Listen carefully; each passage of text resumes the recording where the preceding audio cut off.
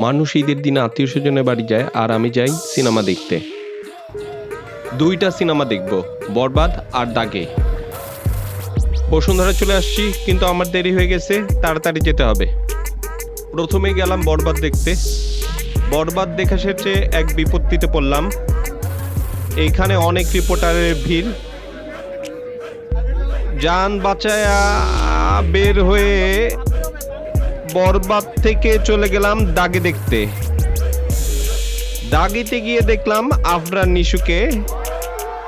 আফরান নিশু আসছে, সবার সাথে শুভেচ্ছা বিনিময় করলো।